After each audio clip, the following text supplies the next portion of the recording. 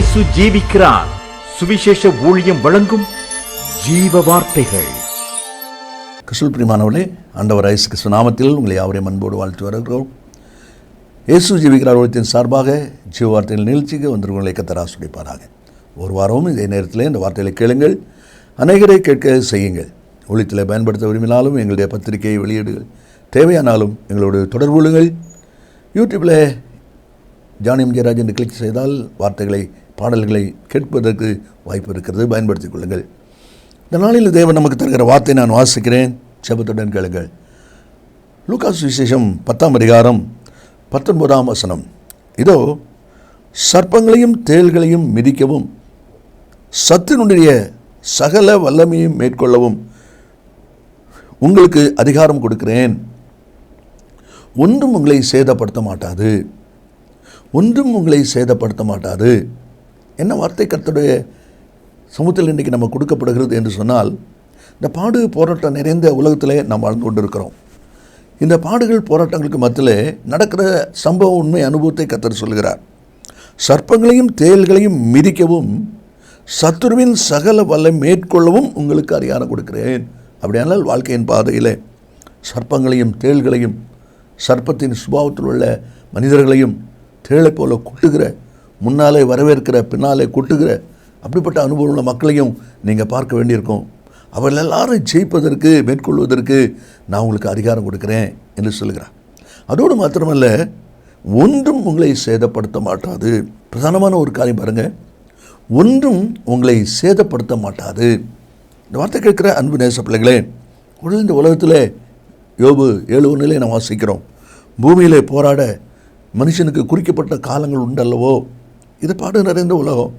அப்படியெல்லாம் நாம் பல போராட்டங்களை கடந்து வரும்படி நம்ம அழைக்கப்பட்டிருக்கிறோம். அதுதான் சங்கீதக்காரன் 34:19 நீதிமான்களுக்கு வரும் துன்பம் அநேகமாக இருக்கும், கர்த்தர் அவை எல்லாவற்றிலும் நின்று அவனை விடுவிப்பார் என்று சொல்லி சங்கீதக்காரன் தன் அனுபவத்தை சொல்வதை நாம் அதில் பார்க்கிறோம். எரேமியா 1:19 வசனத்தில் அவர்கள் உனக்கு விரோதமாக யுத்தம் பண்ணுவார்கள், ஆனாலும் உன்னை மேற்கொள்ள மாட்டார்கள்.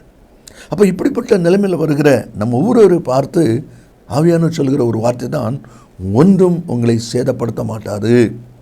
ஏன் சேதப்படுத்தாது என்பதைத்தான் நம்ம வேதத்திலேருந்து சில அனுபவங்களை பார்க்கிறோம். ஒருவேளை இன்றைக்கு கூட நீங்கள் யோசிக்கலாம், இந்த பிரச்சனையினால் போராட்டத்தினால நான் எவ்வளோ கஷ்டப்படுறேன், எவ்வளோ வேதனையோடு இருக்கிறேன்னு சொல்லி நினைக்கலாம். ஆனால் ஆண்டவர் ஒன்று சேதப்படுத்தாதுன்னு சொல்லியிருக்கிறாரு. காரணம் என்ன? முதலாவது ஏசாயா புஸ்தகம் 27ஆவது அதிகாரம் 3வது வசனத்தை நான் வாசிக்கும்போது ஆண்டவர் சொல்கிறார், கர்த்தராகிய நான் திராட்சை தோட்டத்திற்கு அடிக்கடி தண்ணீர் பாய்ச்சி ஒருவரும் அதை சேதப்படுத்தாதபடி அதை இரவும் பகலும் காத்துக்கொள்வேன். ஏன் ஒன்று சேதப்படுத்தாது? அது சேதப்படுத்தாதபடி, ஒருவரும் திராட்சை தோட்டத்தை சேதப்படுத்தாதபடி இரவும் பகலும் காத்துக்கொள்வேன். திராட்சை தோட்டம் என்பது ஏசாயா 5:7 வாசிக்கிறோம், சேனைகளின் கர்த்தருடைய திராட்சை தோட்டம் இஸ்ரவேலின் வம்சமே, மீட்கப்பட்ட ஜனமே. அப்போ மீட்கப்பட்ட ஜனமாகிய உங்களை, என்னை, நம்ம ஒவ்வொருவரையும் ஆண்டவர் சொல்கிறார், நான் சேதமாகாதபடி காத்துக்கொள்வேன். அப்போ கர்த்தர் சேதமாகாதபடி காக்கிற தேவனாக இருக்கிறதுனால எந்த காரியமும் நம்மளை சேதப்படுத்த முடியாது. ஹல்லேலூயா! அது எத்தனை சந்தோஷமான காரியம் யோசித்து பாருங்கள். எரேமியா புஸ்தகம் 1ஆம் அதிகாரம் 8ஆம் வசனத்தில் உன்னை காக்கும்படிக்கு நான் உன்னுடனே இருக்கிறேன் என்று சொல்லி ஆண்டவருடைய வார்த்தை சொல்வதை நாம் அதில் பார்க்கிறோம். அப்போஸ்தலர் 18ஆம் அதிகாரம் 10வது வசனத்தில் கர்த்தர் பேசும்போது, உனக்கு தீங்கு செய்யும்படி ஒருவனும் உன்மேல் கைபோடுவதில்லை. என்ன அருமையான வார்த்தை பாருங்கள். உனக்கு தீங்கு செய்யும்படி, உன் குடும்பத்தில், உன் பிள்ளைகளுக்கு, உன்னுடைய காரியத்தில் தீங்கு செய்யும்படி ஒருவனும் உன்மேல் கை போடுவதில்லை. அப்படிப்பட்ட ஒரு அதிகாரத்தை, வல்லமையை, பாதுகாவலை நம்முடைய தேவன் நமக்கு தருகிற தேவனாக இருக்கிறார். அதே தான் வாசிக்கிறோம். யோசுவா 1ஆம் அதிகாரம் 5ஆம் வசனத்தில் நீ உயிரோடு இருக்கும் நாளெல்லாம் ஒருவனும் உனக்கு முன்பாய் எதிர்த்து நிற்பதில்லை, நான் மோசோடு இருந்த போல உன்னோடு இருப்பேன். நல்லா கவனிங்க, நீ உயிரோடு இருக்கும் நாளெல்லாம் என்பதில் 2 அர்த்தம் இருக்குது, ஏற்கனவே கற்றுக் கொடுத்துருக்கிறார். ஒன்று சாகிற வரை அப்படின்னு அர்த்தம், இன்னொன்று நீ உயிருள்ள கிறிஸ்தவனாக இருந்தால் ஒருவன் எதிர்த்து நிற்க மாட்டான். செத்துப்போன கிறிஸ்தவனாக இருந்தால், வெளிப்படுத்தல் 3 வாசிக்கிறோம், உயிருள்ள பெயர் கொண்டும் செத்தவனாக இருக்கிறான். அப்படிப்பட்ட உயிரற்ற கிறிஸ்தவனாக இருந்தால் சேதம் உண்டாகும், உயிருள்ள கிறிஸ்தவனாக இருந்தால் சேதம் உண்டாகாது. அதே தான் அந்த வசனத்தில் நாம் வாசிக்கிறோம்.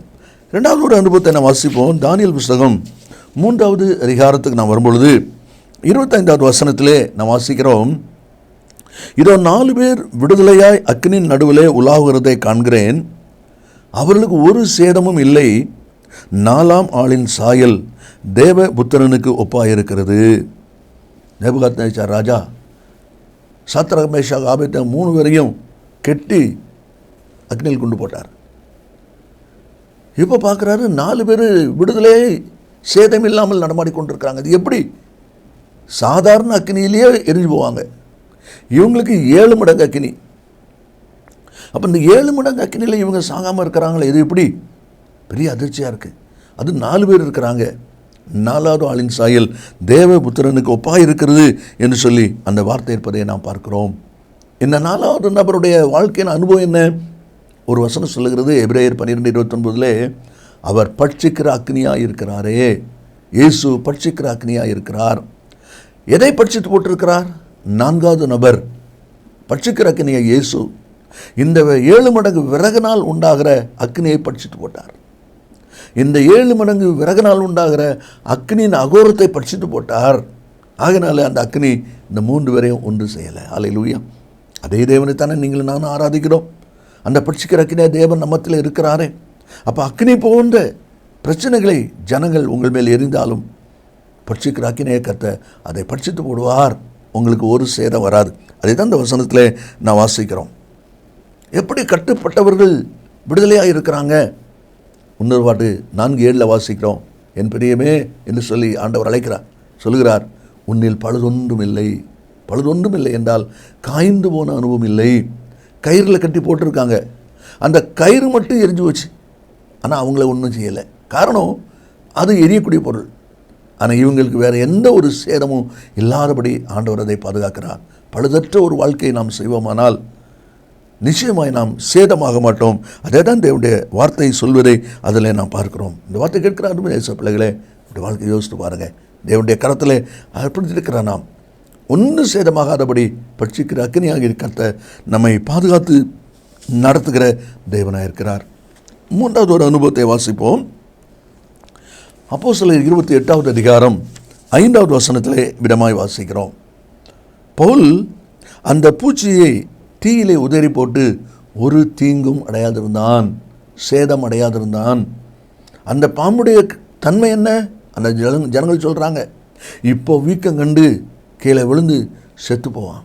அப்படியானால் இதற்கு முன்பு இதே வகையான பாம்பு யாரை கடிச்சதோ அப்படிப்பட்ட மனிதர்கள் மரித்து போனதையும் வீங்கி மரித்து போனதை இந்த ஜனங்கள் கண்கூட பார்த்துருக்குறாங்க. அதனால தான் அவங்க சொல்கிறாங்க, இப்போ இந்த மனுஷன் வீங்கி கீழே விழுந்து செத்து போவான்.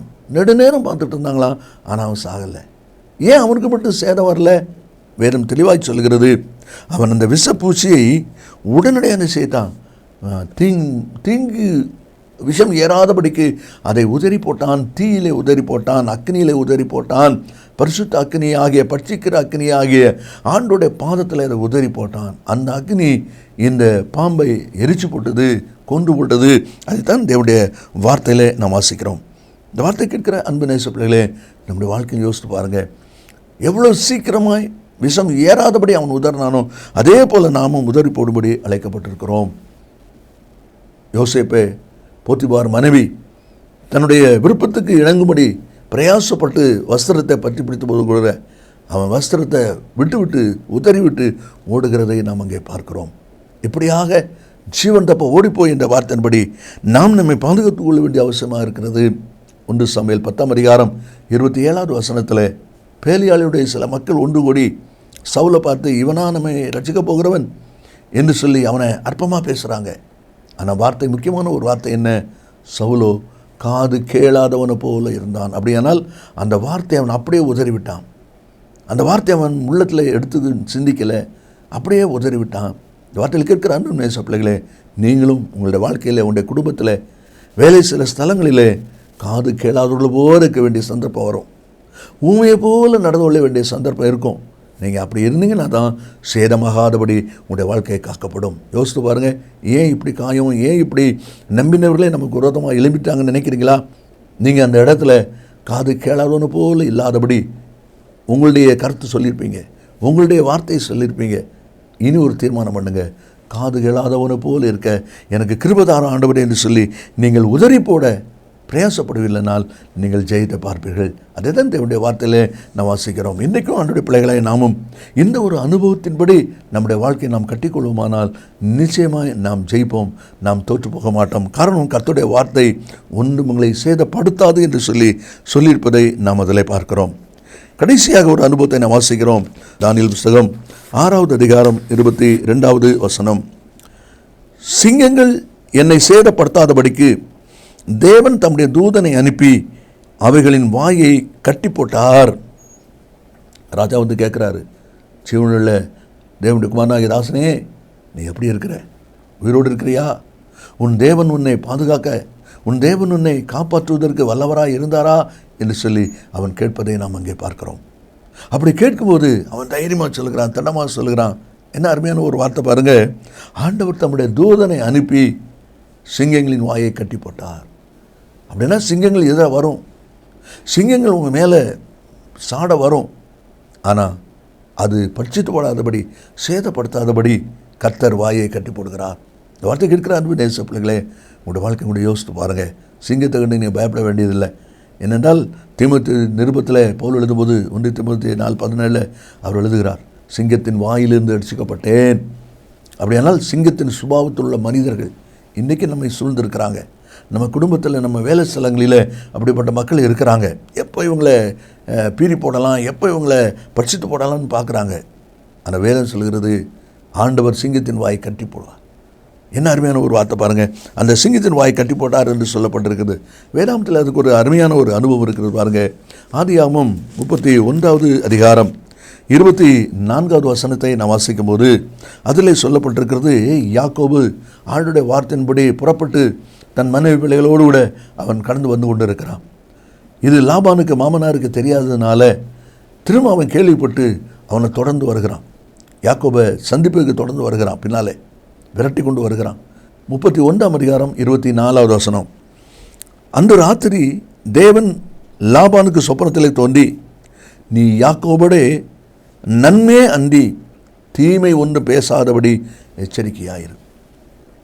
நீ யாக்கோபோடே நன்மையே அண்டி தீமை ஒன்று பேசாதபடி எச்சரிக்கையாயிரு. உனக்கு பேசணும்னு நினைக்கிறியா? நன்மையாக இருந்தால் பேசு, இல்லைன்னா பேசாத. தீமையான ஒரு காரியத்தை நீ பேசாத என்று சொல்லி ஆண்டவர் சொல்கிறார். அதனால தான் பின்னால் அவன் யாக்கோபை சந்திக்கிறான், யாக்கோபோடு பேசுகிறான். பேசி முடிக்கும்போது அவன் சொல்கிற வார்த்தை பாருங்கள், 29ஆம் வசனத்தில், உங்களுக்கு பொல்லாப்பு செய்ய எனக்கு வல்லமை உண்டு. பார்த்தீங்களா? அப்போ பொல்லாப்பு செய்ய தான் வந்திருக்கிறான். ஆனால் அவன் சொல்கிறான், உங்கள் தகப்பனுடைய தேவன் நீ யாக்கோபுடைய நன்மை அன்றி தீமை ஒன்று பேசாதபடி எச்சரிக்கையாயிரு அப்படின்னா வாயை கட்டி போட்டார். அப்போ அதே தேவன் உங்களுக்கு விரோதமாய் பேசுகிற மக்களுடைய வாயும் அவர் கட்டி போடுகிற தேவனாக இருக்கிறார். அதை தான் நம்மளை வாசிக்கிறோம். இந்த வார்த்தை கேட்கிற அன்பு நேச பிள்ளைகளே, உங்களுடைய வாழ்க்கையை யோசித்து பாருங்கள். ஆண்டவர் சொல்கிறார், ஒன்றும் உங்களை சேதப்படுத்தாது. ஏன் சேதப்படுத்தாது? முதலாவது கர்த்தர் நான் உங்களை காத்துக்கொள்வேன்னு சொல்லுகிறார். ரெண்டாவது பட்சிக்கிற தேவன் எந்த விதமான அக்னியின் அனுபவம் அதை பட்சித்து போடுவார். மூன்றாவது அனுபவமாக பார்க்குறோம், பவுல் உதறி போட்டான், அதனால் சேதம் வரல. நீங்களும் உதற வேண்டிய காரியத்தை உதறிடணும். கடைசியாக சிங்கத்தின் வாயை கட்டி போட்டார். அதே தேவன் நம்மை ஆராதிக்கிறோம். அவர் நிச்சயமாக உங்களையும் பாதுகாக்கிற தேவனாக இருக்கிறார். ஒன்றும் உங்களை சேதப்படுத்தாது. கவலைப்படாதீங்க, பயப்படாதீங்க. ஆண்டவரை நோக்கி பாருங்கள். நாம் ஜெபிப்போமா? இயேசு சீக்கிரம் வரப்போகிறார். நல்ல பிதாவே, நன்றியோடு துதிக்கிறோம். நம்முடைய வார்த்தை ஆமென்றும் ஆமென்னு இருக்கிற காய் ஸ்தோத்திரம். இந்த வார்த்தையை கேட்கிற ஒவ்வொரு பிள்ளைகளும் இன்னும் அதிகமாக உண்மை சார்ந்து, கிருபை சார்ந்து, வார்த்தை சார்ந்து நிற்க பலந்தார். சரி, இயேசுவின் நாமத்தில் பிதாவே, ஆமே ஆமே. கர்த்தர் உங்களை ஆசீர்வதிப்பாராக. ஆமே.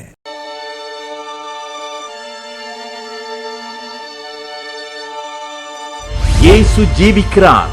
சுவிசேஷ ஊழியம் வழங்கும் ஜீவ வார்த்தைகள்.